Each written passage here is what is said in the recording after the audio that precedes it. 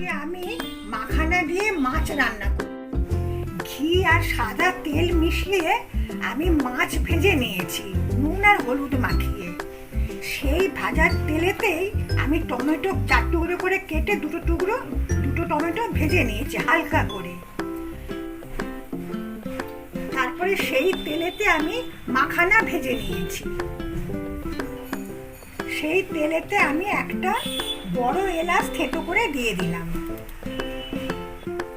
যে টমেটোটা হালকা করে ভেজে নিয়েছিলাম তাতে একটু কাঁচা লঙ্কা মিশিয়ে বেটে নিয়েছি, সেটা দিয়ে দিলাম।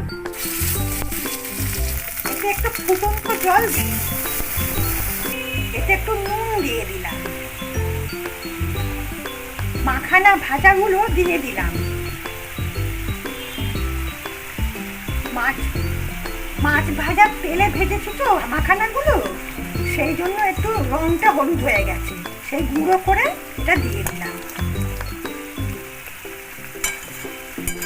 এটা ফুটছে, এর মধ্যে মাছ ভাজাগুলো দিয়ে দিলাম।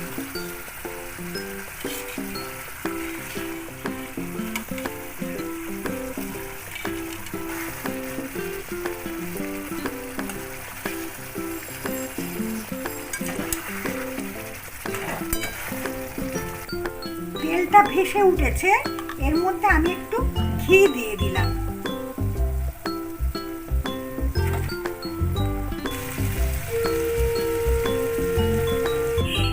রেসিপিটা রেডি।